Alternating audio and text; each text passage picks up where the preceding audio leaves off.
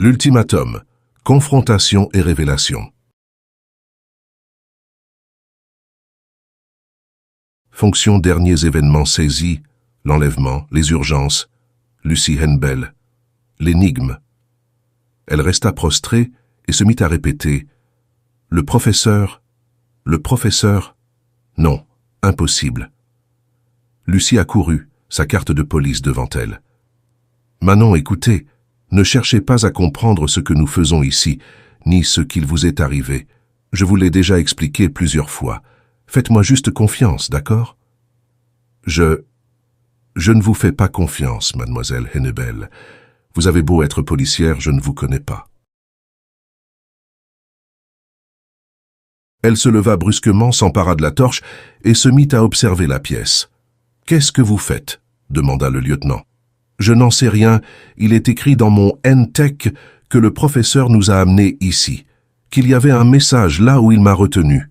Alors il doit forcément y avoir un autre message quelque part, des indices, un moyen de nous mettre sur la voie. » Elle considéra son poignet, constata qu'elle n'avait pas sa montre et se rabattit sur son organiseur. 3h58. Le message parlait bien de 4 heures, je ne me trompe pas. Je n'ai rien manqué? Dites-moi.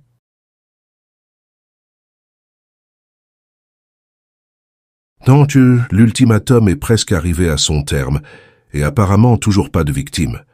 Sans savoir où elle allait ni pourquoi, Manon traversa la chambre et s'engouffra dans le couloir de l'étage. Lucy se précipita à sa suite.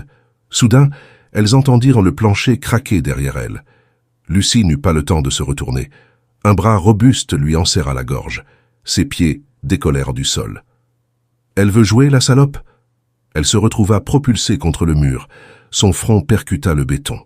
Elle s'effondra inerte, glissant lentement contre la paroi. Avec un petit cri, Manon lâcha la lampe. Un bruit sourd du métal qui roule. Elle se mit à reculer, les muscles tétanisés. « Qui êtes-vous ? Tu veux savoir ?» À une vitesse prodigieuse, l'homme se rua sur elle et, à sa grande surprise, reçut une semelle dans la poitrine. Il grogna tandis qu'un second coup de pied fit craquer son genou droit. Il parvint quand même à agripper Manon par les cheveux. Le NTEC glissa sur le plancher. La mathématicienne hurla, frappa. Sans savoir pourquoi, elle visa le plexus solaire, mais l'homme, cette fois, ne se laissa pas surprendre. Elle voltigea sur le sol, propulsée par une force titanesque.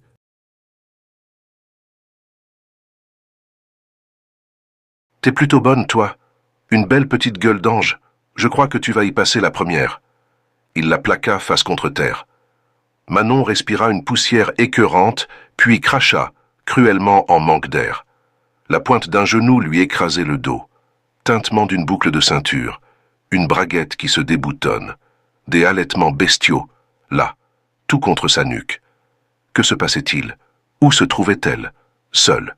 Et pourquoi? Allait-elle mourir? L'homme n'eut pas l'occasion d'aller plus loin. Un gourdin lui fracassa l'arcade sourcilière. Il se releva, titubant, la main sur le front, quand un fantastique coup dans les testicules le plia en deux.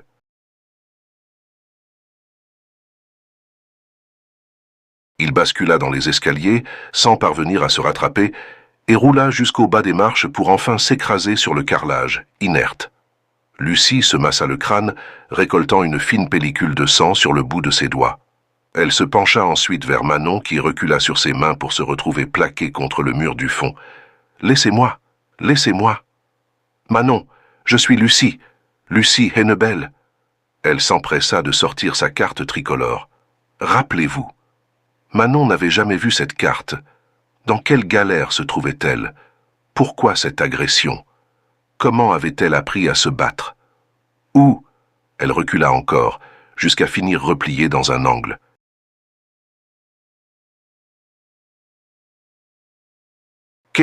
Qu'est-ce que je fais ici? Qui est cet homme? Et vous? Pourquoi la police? Elle se précipita vers son NTEC, à 4 pattes. « Vous avez tout enregistré dans votre machine, » dit Lucy. « L'hôpital, notre... convertir. » « Quel hôpital ?» Manon se mit à crier. « Quel hôpital ?»« Je n'en sais rien, je ne sais pas comment vous appréhender, Manon. C'est trop compliqué. » Lucie coinça sa carte de police en haut de la poche de son manteau afin de la rendre visible en permanence, puis elle ramassa sa lampe et dit « Je descends vérifier s'il est encore en vie. Rejoignez-moi dès que possible. »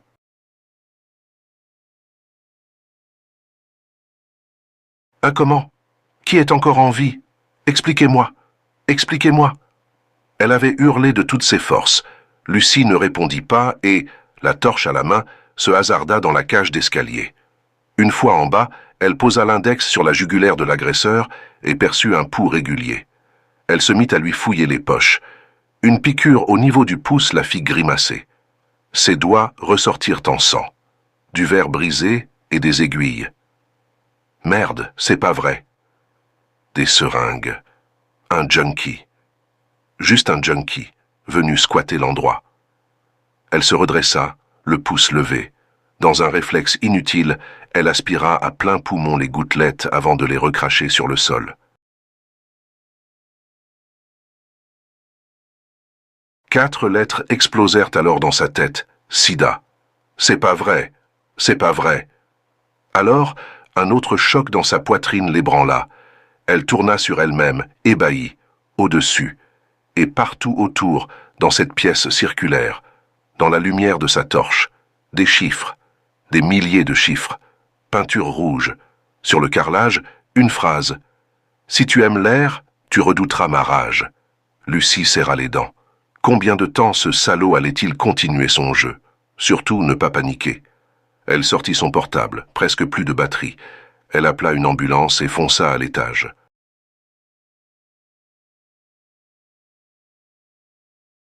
En montant les escaliers, elle entendit sa propre voix échapper d'un appareil. Manon était assise à l'indienne face à sa mémoire prothétique. L'égérie de Entech leva le front, inquiète, partagée entre tristesse, terreur et fermeté. Elle ouvrit le dossier photo, fit défiler les portraits, proches, amis, connaissances, tous étrangers à sa mémoire, et découvrit l'identité de la femme qui se dressait en face d'elle. Un officier de police aux boucles d'un blond de blé. Lucie Henbel. 3 mots. Solidité, passion, rigueur. Était-elle ce policier qu'elle avait attendu pour sa quête du mal? Était-elle enfin arrivée?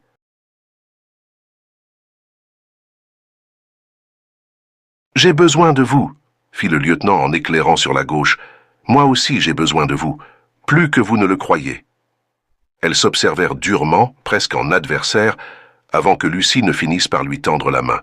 « Venez en bas. » L'une derrière l'autre, elles s'engagèrent sur les marches. Manon eut un mouvement de recul en découvrant le corps étalé et manqua de tomber dans les escaliers.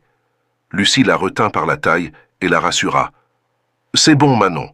Il est vivant. »« Qui est-ce? Que... » Elle s'interrompit instantanément, découvrant les chiffres rouges.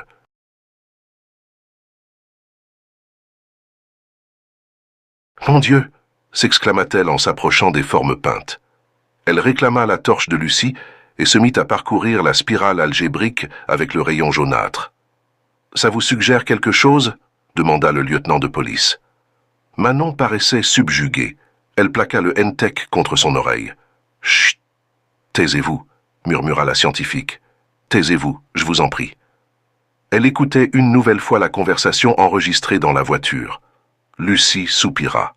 Le chronomètre continuait à courir, même si l'ultimatum avait expiré.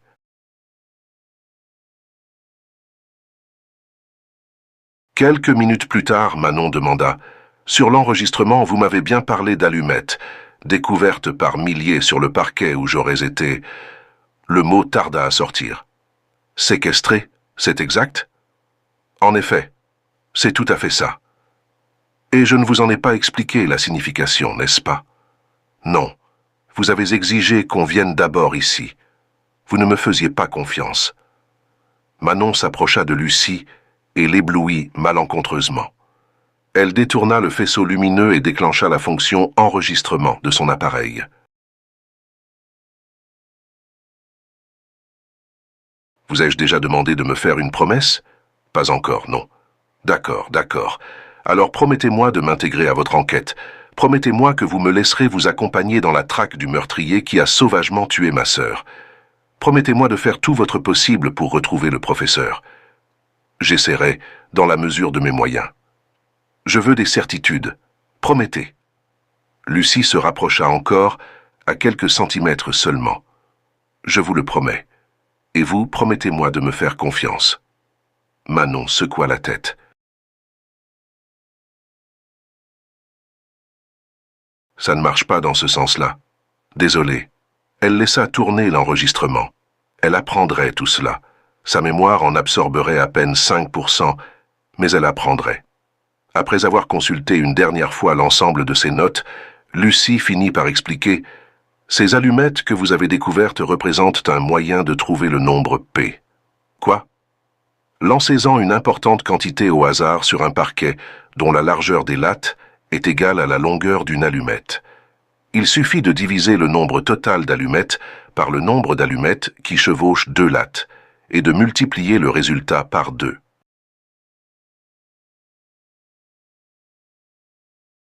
C'est Buffon, un naturaliste du XVIIe siècle, qui le premier a fait l'expérience de cette loi de probabilité. Avec une grande quantité d'allumettes, la précision est stupéfiante. Elle leva la tête, dévorant des yeux les serpentins rouges. P est l'une des curiosités mathématiques qui suscite le plus d'interrogations dans les congrégations scientifiques, poursuivit-elle.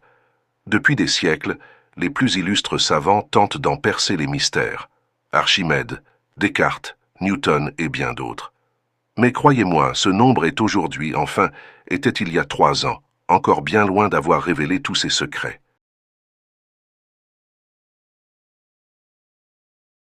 La tache de lumière continuait à balayer l'espace. Des 9, des 8, des 3, soupe incompréhensible et indigeste. « Je n'imprime toujours pas, » confia Lucie. « Aidez-moi, Manon, je vous en prie. Vous savez que P est un nombre sans fin, un nombre réel qui présente une infinité de décimales, et qu'il n'y aurait pas assez de tout l'univers pour l'écrire. Je crois me rappeler de ça. Un nombre infini, 3,14, et des poussières, qui permet de calculer la circonférence d'un cercle. » Manon acquiesça. Vous avez de bons restes. En 2004, on connaissait déjà plus de 1000 milliards de ces premières décimales, et je suppose qu'aujourd'hui, avec l'évolution des ordinateurs, cette valeur a considérablement augmenté. Pourquoi s'acharner à chercher ces chiffres insignifiants, me direz-vous? Manon, si vous pouviez. En fait, le nombre P est utilisé pour étalonner la rapidité des gros calculateurs ou la précision de certains logiciels. Et puis, il s'agit avant tout d'un défi pour les communautés scientifiques. Un peu comme l'Everest pour les alpinistes. Manon s'approcha d'un des murs, ses doigts effleurèrent les traces de peinture.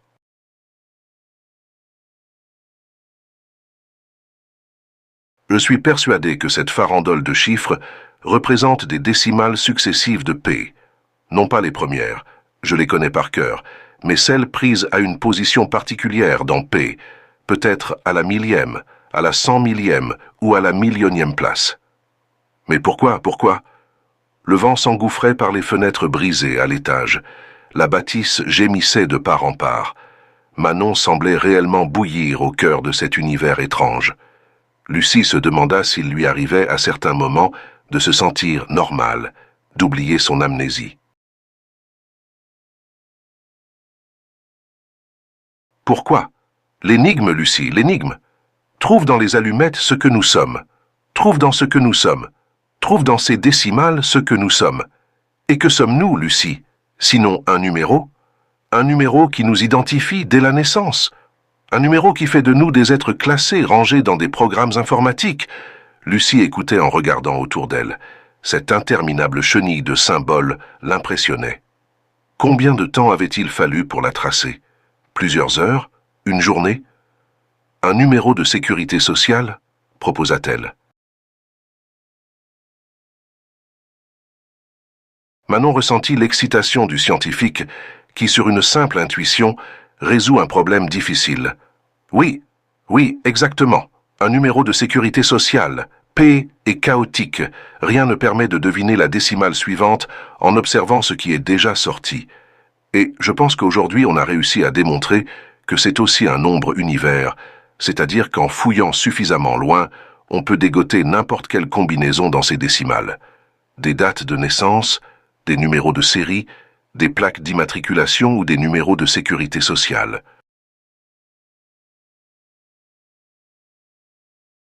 Tous les codes génétiques des êtres de la planète, la numérisation du requiem de Mozart, tout ce qui est identifiable par une suite de chiffres est recensé dans ce nombre incroyable.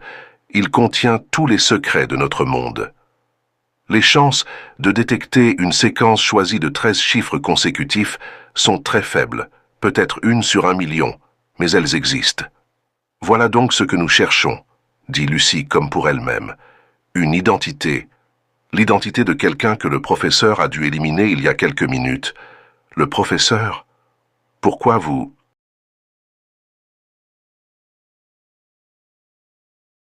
Laissez tomber, Manon. Je vous réexpliquerai tout plus tard. Concentrez-vous sur ces chiffres. Ces chiffres uniquement. Ça urge. Nous cherchons donc un numéro de sécurité sociale. Précisément, 13 chiffres. En s'avançant, la jeune mathématicienne fixa le message sur le sol. « Si tu aimes l'air, tu redouteras ma rage. » Qu'est-ce que cela signifie? Laissez tomber le numéro de sécu. Seul le numéro de sécu compte pour l'instant. Manon repéra rapidement le début de la séquence, en haut à gauche, et la fit défiler en déplaçant la torche vers la droite.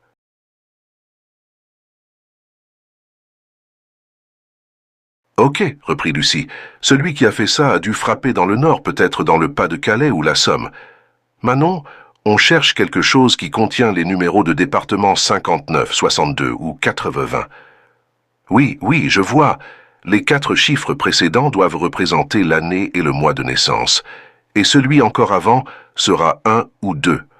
1 pour les hommes, 2 pour les femmes. Plus un mot. Le regard happé par le halo lumineux, Lucie ne parvenait plus à refouler ces émotions étranges qui montaient en elle, cette excitation, cette forme de jouissance interdite qu'elle ressentait devant l'impensable.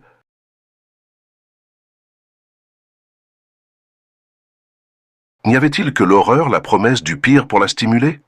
Elle considéra Manon, elle aussi hypnotisée par la suite des décimales. Était-elle si différente? Pour quelle raison mystérieuse évoluait-elle là, à deux, dans la tourmente des éléments en furie? Quel terrible hasard avait poussé Manon au pied de sa résidence? Voilà quelques heures, Manon avalait littéralement les signes, rejetant en un coup d'œil les mauvaises combinaisons. Et, alors que le faisceau continuait sa course, que les secondes filaient inexorablement, elle s'écria soudain « Je l'ai, je l'ai !»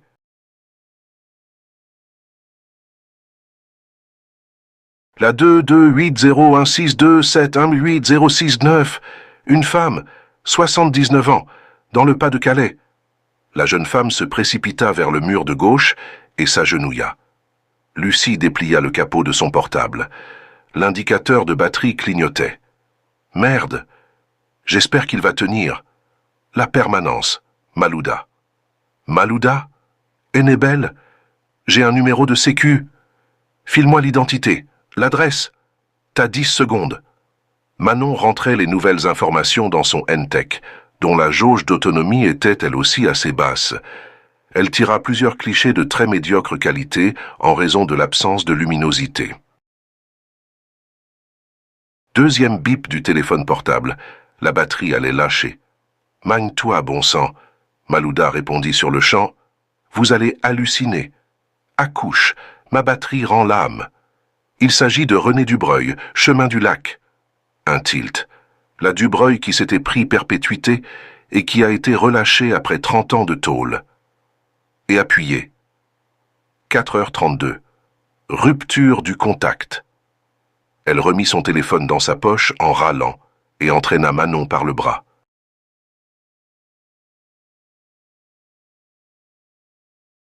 « Attendez, s'écria Manon. Vous avez parlé de Dubreuil, le diable du lac? Cette ignoble bonne femme qui a torturé ces 3 gamines avant que son mari les tue et s'explose la cervelle? Oui, c'est son numéro de sécu que nous avons trouvé dans ce chaos. » Manon resta interdite. « Dubreuil? Mais déjà enfant, nous connaissions cette histoire. Je me rendais souvent au lac de Reux le week-end et... » « Allons-y, Manon, s'il vous plaît. 2 secondes, Il faut encore que je recopie l'avertissement sur le sol. Il n'est pas là pour rien. Oui, oui, allez.